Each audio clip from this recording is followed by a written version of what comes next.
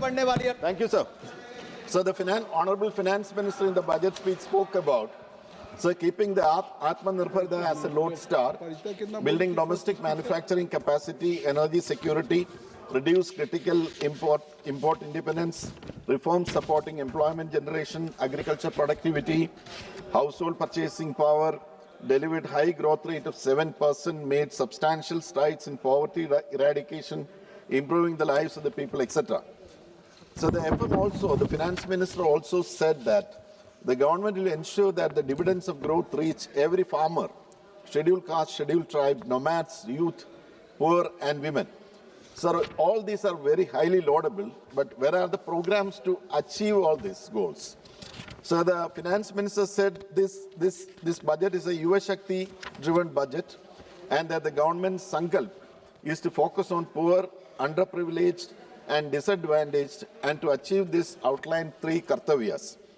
Sir, against this, I would like to point out what the Honorable former Finance Minister, Sri P. Chidambaram, said in the Rajyasabha participating in the budget discussion.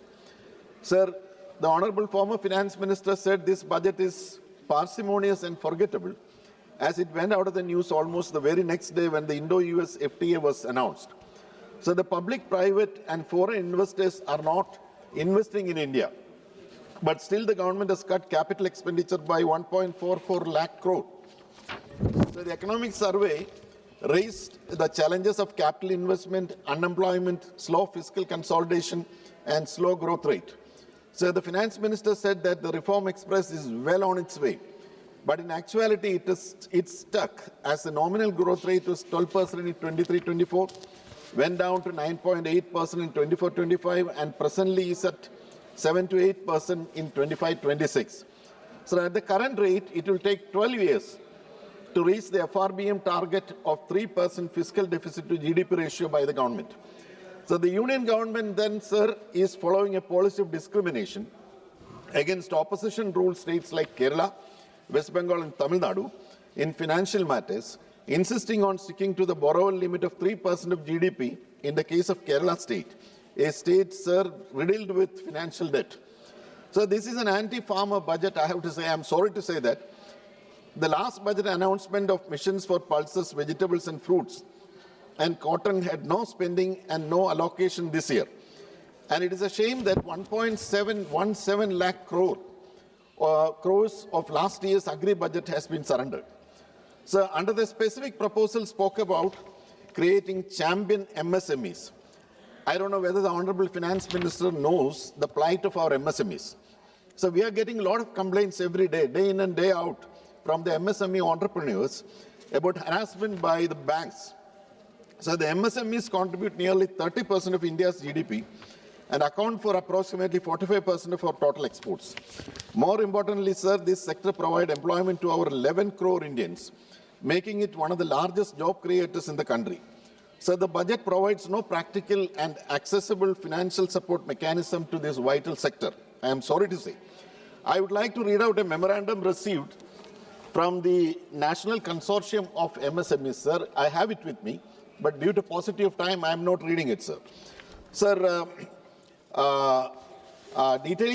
this memorandum is detailing their woes, and it's advisable, sir, to consider one of their main demands, that is to raise the cutoff date for an account to be designated as NPA from 90 days to 180 days, to instruct banks to follow the provisions of the amended MSME Act 2015 and RBI notifications on restructuring of loans and to withdraw illegal SARFAESI actions on MSME units.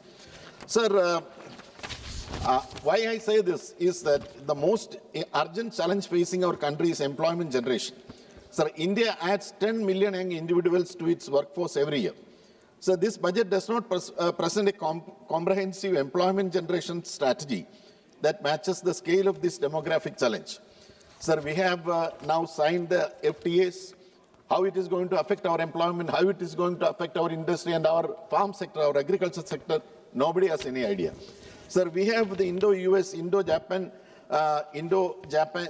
Comprehensive EPA, Indo-Korea, Indo-Singapore, India-UAE, India-Australia. And also we have a lot of regional and multilateral foreign trade agreements at the ASEAN, SAFTA, and the Asia-Pacific Trade Agreement, sir. We don't discuss these agreements in Parliament. We don't even discuss it with states. At the receiving end are naturally the states. Sir, I would request the government that these agreements, these foreign trade agreements, bilateral agreements, they have to be discussed in Parliament, and also they have to be discussed with the states before signing, because we are a federal democracy. Sir, kindly I'm concluding, sir. Madam, I would just now mention 7 high-speed rail corridors have been proposed. Not even one comes to Kerala. Sir, there is a very important high-speed corridor that has to be developed. That is the Mumbai-Kanyakumari high-speed broad-gauge rail corridor. And in the last budget also, I had suggested one important, called for an important board that is called the jackfruit board, sir. Sir, the Makana board was given to Bihar during election time. Kerala is also about to face an election. Madam, Finance Minister can please consider that. Sir, this 7th corridor, this high-speed rail corridor starting from Mumbai to Kanyakumari, sir, this will touch 5 states. Maharashtra, Goa, Karnataka, Tamil Nadu and Kerala, sir. The whole western corridor will be covered by this high-speed rail corridor, and it will boost travel, tourism and trade. Sir, I would request the Finance Minister. So I am concluding, sir. Please kindly. The 5 regional medical hubs have been are going to be promoted for medical tourism. Kerala is known world over for wellness care.